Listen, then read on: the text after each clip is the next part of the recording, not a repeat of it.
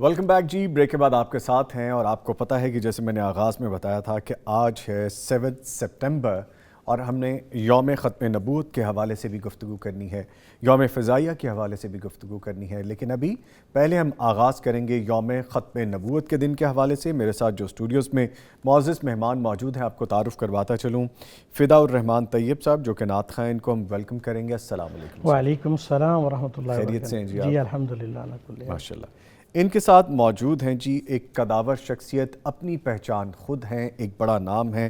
یہ فاضل Medina university ہیں اور جامعہ علوم عصریہ جہلم سے ان کا تعلق ہے. عالم دین ہیں اور اپنی ایک شناخت دین کے حلقوں میں بہت قداور رکھتے ہیں. بڑی عزت سے احترام سے میں تعارف کرواؤں گا حافظ عبدالحلیم عامر صاحب. سر السلام علیکم. وعلیکم السلام ورحمۃ اللہ. سر خیریت سے ہیں آپ؟ اللہ کی رحمت ہے. ماشاء اللہ. آپ کے بھی آنے کا سر شکریہ، آپ تشریف لائے. میں آپ سے گزارش کروں گا فدا صاحب کہ ہمیں بتائیے کہ آج ہمیں سنانے والے کیا ہیں آپ؟ انشاءاللہ العزیز جیسے آپ نے کہا ہے کہ آج ماشاءاللہ 7 ستمبر ہے، ختم نبوت ڈے بھی ہے ماشاءاللہ اور یوم دفاع بھی ہے، تو اس حوالے سے ختم نبوت پہ ایک کلام انشاءاللہ منظوم میں پیش کروں گا. Please please. دنیا میں بھلے 202 دن 4 رہیں گے، ہم ختم نبوت کے وفادار رہیں گے. دنیا میں بھلے 200 دن 4 رہیں گے، ہم ختم نبوت کے وفادار رہیں گے. ہم ختم نبوت کے وفادار رہیں گے. ہم تاج و محل شاہی کو ٹھوکر پہ رکھیں گے. ہم تاج و محل شاہی کو ٹھوکر پہ رکھیں گے. آقا کی غلامی کے طلبگار رہیں گے. آقا کی غلامی کے طلبگار رہیں گے. ہم ختم نبوت کے وفادار رہیں گے. دنیا میں بھلے 200 دن 4 رہیں گے، ہم ختم نبوت کے وفادار رہیں گے. قرآن میں اللہ نے اعلان کیا ہے، قرآن میں اللہ نے اعلان کیا ہے. کیا؟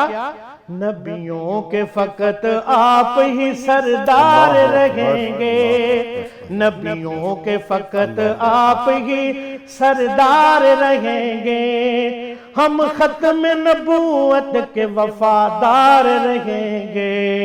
دنیا میں بھلے 200 دن 4 رہیں گے، ہم ختم نبوت کے وفادار رہیں گے. ہم ختم نبوت کے وفادار رہیں گے. نبیوں کے صحابہ جو سرے حشر چلیں گے، نبیوں کے صحابہ جو سرے حشر چلیں گے، ان سب سے جدا آپ کے سب یار رہیں گے. ان سب سے جدا آپ کے سب یار رہیں گے. ہم ختم نبوت کے وفادار رہیں گے. دنیا میں بھلے 200 دن 4 رہیں گے، ہم ختم نبوت کے وفادار رہیں گے. ہم ختم نبوت کے وفادار رہیں گے. دنیا میں بھلے 200 دن 4 رہیں گے، ہم ختم نبوت کے وفادار رہیں گے. ہم ختم نبوت کے وفادار رہیں گے.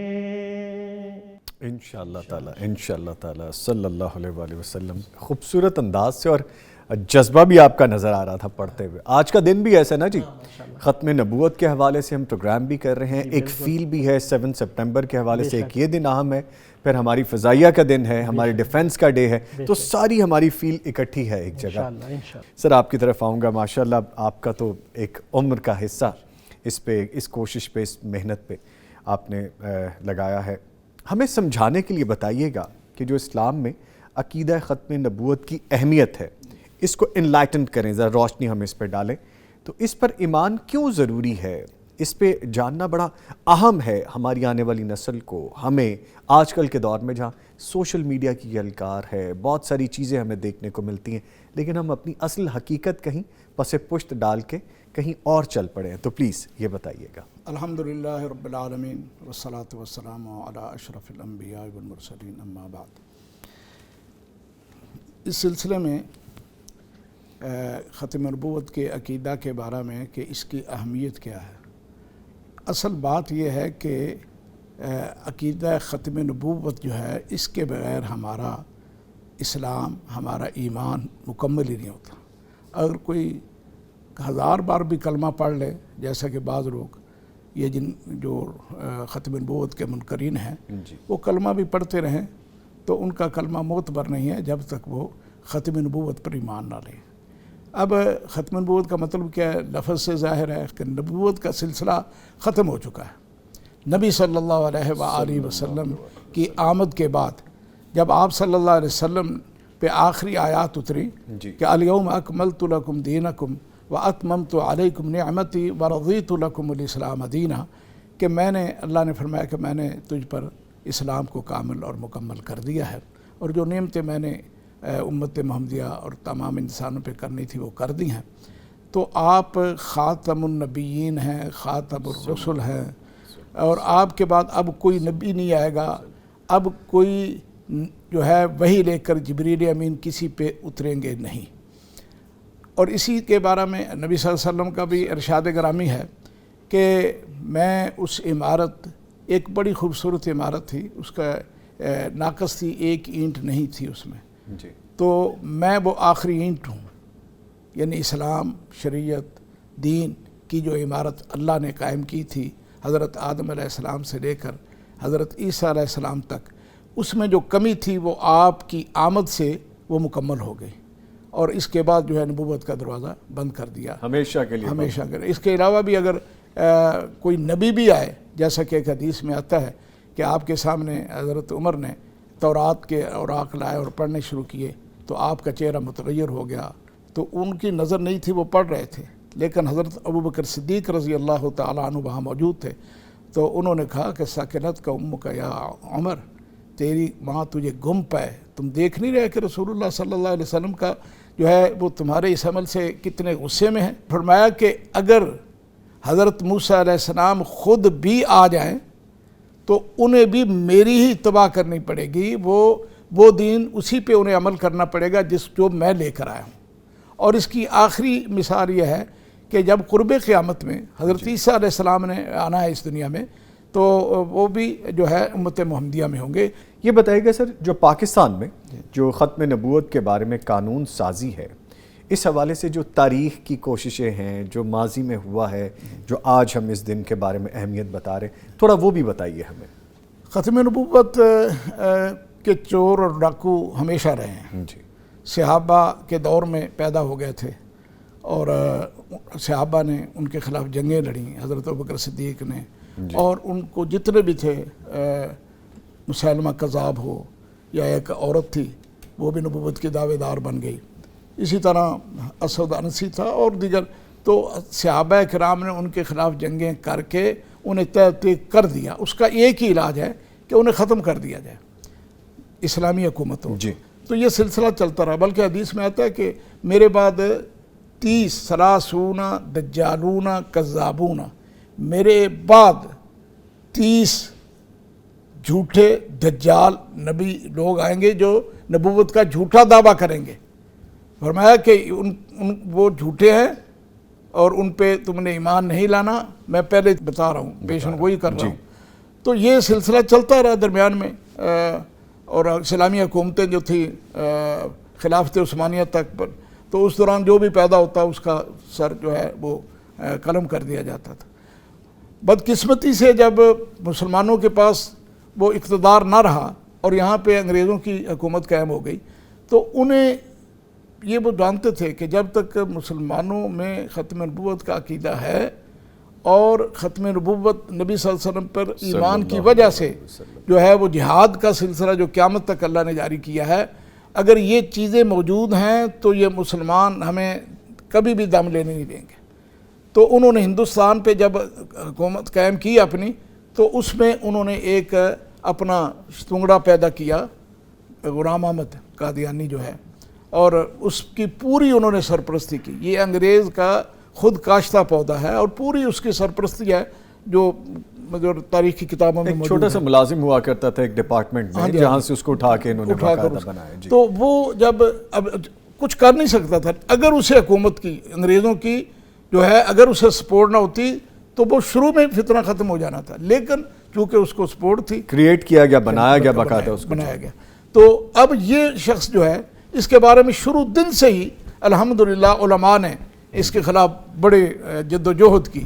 ابھی یہ ابھی پیدا ہی ہوا تھا، یعنی نبوت کے سلسلے میں دعووں میں ابھی ابتدائی ہوئی تھی کہ حضرت مولانا محمد حسین بٹالوی رحمہ اللہ نے اس کے خلاف علماء سے جو ہے کفر کا فتویٰ لیا۔ تمام علماء کے پاس وہ چل کر گئے، جب اس وقت یعنی ٹریفک کا نظام کچھ بھی نہیں تھا، بہت مختصر سا ہوتا تھا، ٹرین تھی۔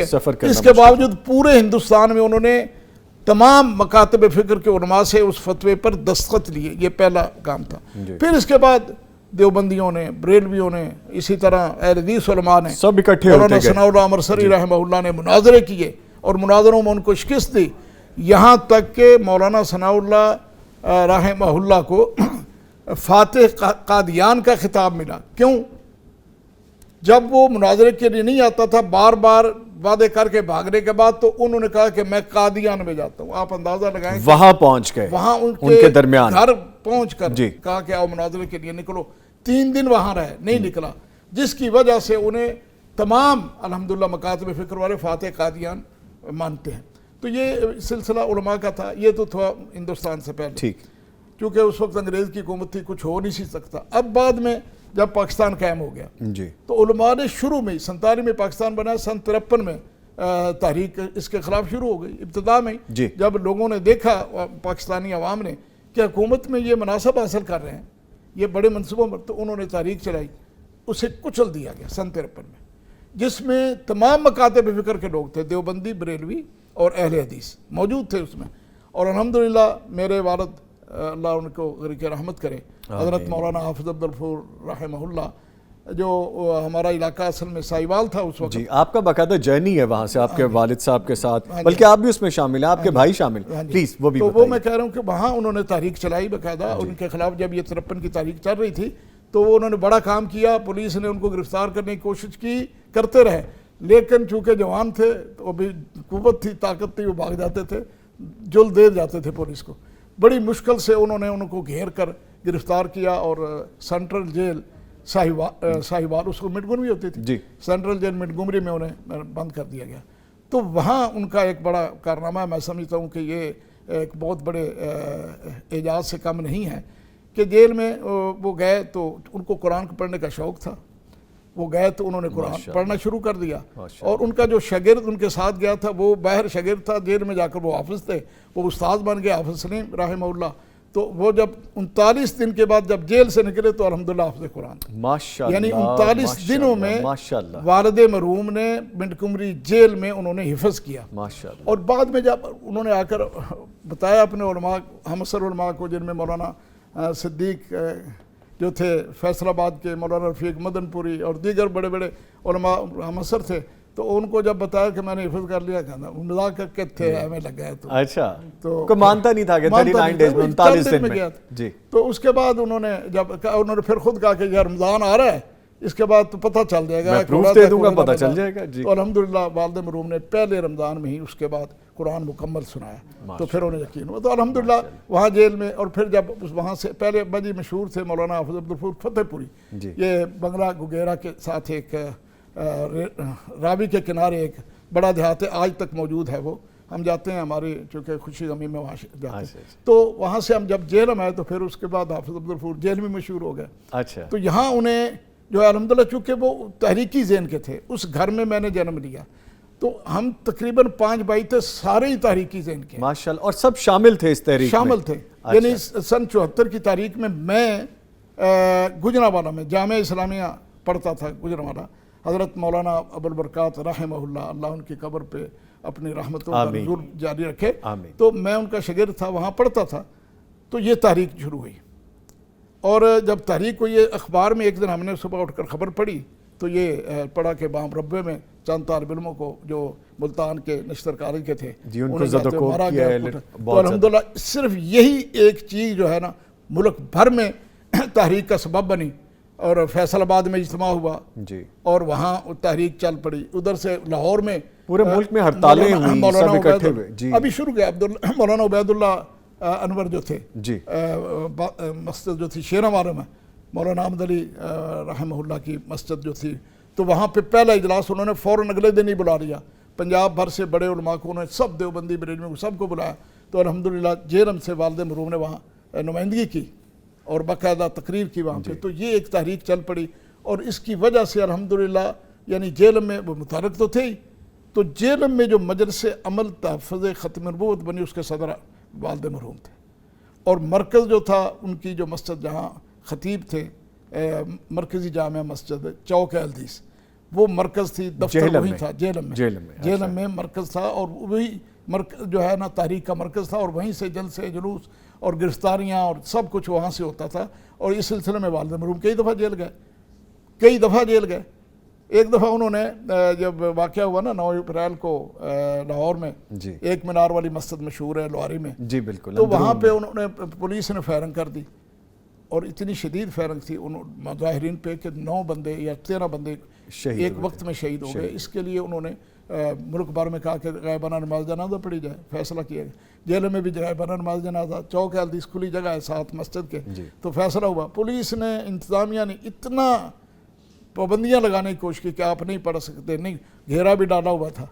اور والد مرحوم الحمدللہ وہ انتظامیہ کے ساتھ بھی ایسا تعلق تھا کہ وہ بزرگ بھی تھے, تو ان کو کچھ کہتے نہیں تھے, اپنا ایک احترام تھا ان کا, ایک جگہ تھی. لیکن جب 5 بجے کا وقت تھا نا, تو اچانک پولیس کا گھیرا توڑ کر چوک میں پہنچ گئے آپ کے والد محترم. اچھا, اور وہاں پھر لوگ بھی گھیرا توڑ کر آ کر صف میں اللہ کر کہہ دیا اب کچھ کر نہیں سکتے, نماز جنازہ پڑھانی شروع کر. تو یہ ان کے لیے بڑا عجیب مسئلہ تھا, یار یہ تو ہم بزرگ جو ہے یہ تو ایسا, یہ بھی ایسا کر سکتے ہیں کہ ہمیں جلتے جائیں گے.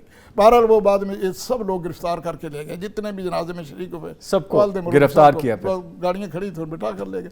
تو مقصد یہ ہے کہ یہ یعنی یہ جذبہ جب طلبہ پہ نشست کر طلبہ پر ظلم تشدد ہوا, یہ ان کے اصل عزائم تھے کہ وہ پاکستان پہ کو جو ہے نا اپنی چراغاہ بنانا چاہتے تھے. اگر اس وقت مسلمان تحریک نہ چلاتے تو چونکہ پوری دنیا کی الکفر کلہ ملت واحدہ, جتنے بھی کفر ہے یعنی مسلمانوں کے علاوہ جتنی طاقتیں ہیں, وہ یہود و نصارہ کی ہوں, یہود و ہنود کی ہوں, سب نے وہ فیصلہ کیا ہوا تھا جیسے اب بھی چل رہا ہے. تو بہرحال الحمدللہ وہ تحریک کی وجہ سے آپ فرما رہے ہیں سر کہ ہر تھوڑے عرصے بعد پاکستانیوں کی, مسلمانوں کی پلز چیک کی جاتی ہیں کہ ان کا ابھی جذبہ کہاں پہ ہے, ابھی مورال کہاں پہ ہے. کبھی کوئی دعویٰ کرتا ہے, کبھی کوئی خاتون آ جاتی ہیں, کبھی کوئی شخص دعویٰ کرتا ہے, اور یہ سلسلہ چل رہا ہے کیونکہ نبی مکرم صلی اللہ علیہ وسلم نے فرمایا ہے کہ یہ جب تک دنیا قائم رہے گی یہ سلسلہ چلتا رہے گا, لوگ آتے رہیں گے, اور اس کو بڑی اچھے طریقے سے پھر ہینڈل بھی کیا جاتا ہے. اچھا سر, وہ جو آپ واقعہ بیان کر رہے ہیں کہ وہ 30 کے قریب اسٹوڈنٹس تھے, وہ اسٹیشن پہ جا رہے تھے, اپنے تفریحی دورے پہ تھے, ان کو لٹریچر دینے کی کوشش کی گئی مرزائیوں کی طرف سے, انہوں نے وہ رد کیا, اور ختم نبوت کے وہاں پہ بھی فلک شگاف نعرے لگائے. کہ جب وہ واپس آ رہے تھے 3 یا 4 دن بعد, باقاعدہ پلاننگ کی گئی, ایک موب اکٹھا کیا گیا جس میں ہتھیار بھی تھے, ڈنڈے, کلہاڑیاں, اور ان کو مارا گیا, اور اتنا تشدد کیا گیا کہ بہت بری حالت ہو گئی ان کی. یہ اصل معاملہ شروع یہاں سے ہوا, پھر ختم نبوت کی تحریک نے زور پکڑا, چلتے چلتے چلتے چلتے پھر یہ 7 ستمبر 1974 کو تاریخ ساز دن بن گیا.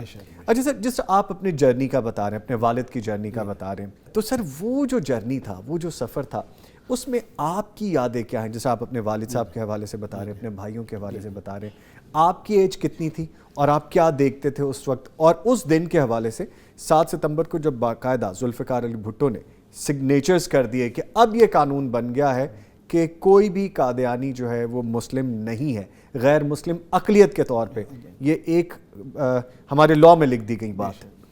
آپ کے اس وقت کیا ایکسپیرینسز تھے؟ چونکہ اس تحریک میں مکمل طور پہ ہمارا پورا خاندان شریک تھا. والد مرحوم جہنم میں مجلس عمل کے صدر تھے.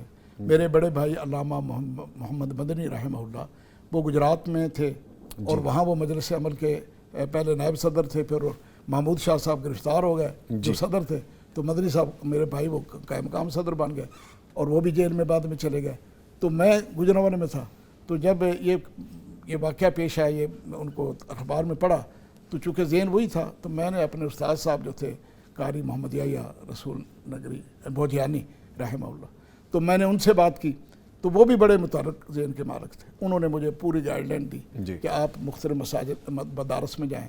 اور ایک نصرت العلوم مدرسہ تھا گجرانوالے میں, 1 گھنٹہ گھر کے ساتھ ہی, اب بھی ہے, بہت بڑا مدرسہ ہے دیوبندیوں کا. وہاں میں گیا. وہاں مولانا عبدالقدوس قارن وہ پڑھ رہے تھے, میں بھی پڑھ رہا تھا. وہ زاہد الراشدی صاحب جو بڑے مشہور عالم بھی ہیں اور کیا کہتے ہیں لیڈر بھی ہیں, ادیب بھی ہیں, تو وہ ان کے چھوٹے بھائی تھے سب سے. تو میں ان سے ملا, وہ مدرسے کا ناظم تھا بچوں کا. تو ان سے ملا, جب بات کی تو کہتے بالکل ٹھیک ہے. پھر میں نے جماعت اسلامی والوں سے رابطہ کیا. وہاں سے اماد الدین جو تھا نوجوان تھا ایک اس وقت, تو اس کو شریک کیا. اسی طرح باقی مدارس کے. تو ہم نے بیٹھ کر طے کیا کہ مجلس عمل اسٹوڈنٹس ختم نبوت ایکشن کمیٹی کے نام سے ہم نے وہاں گجرانوالے میں تنظیم لائی, جس میں مولانا عبدالقدوس قارن صاحب صدر تھے, اور اماد الدین صاحب جو تھے جماعت اسلامی کے نائب صدر تھے, اور مجھے انہوں نے سیکرٹری جنرل اس میں چنا. تو پھر یہ اور بھی لوگ جو تھے دیوبندی بریلوی سارے شریک تھے, شامل ہوتے تو اس کے بعد ہم چل پڑے. ہم نوجوان تھے, اور ظاہر ہے کہ نوجوانوں کو جو کام ہے وہ ضرور تو وہ صرف جلسے ہی کرتے تھے, کرنا چاہیے. لیکن ہمارا جو دوسرا کام تھا کہ کہیں بھی مرزائیوں کا جو تھا, تو وہاں ہم اپنا کام کرتے تھے. ایک رات ایسے ہوا کہ ہم یہ کام کر کے نکلے, تو پولیس پیچھے لگ گئی, اور بھاگ وہ میں جب بھی دیکھتا ہوں پیچھے ہوتے, میں بھاگتا رہا. بالآخر ایک منڈی میں مسجد تھی چھوٹی سی, میں وہاں جا کر چھپ گیا اور رات پڑا رہا, صبح اٹھ کے آیا.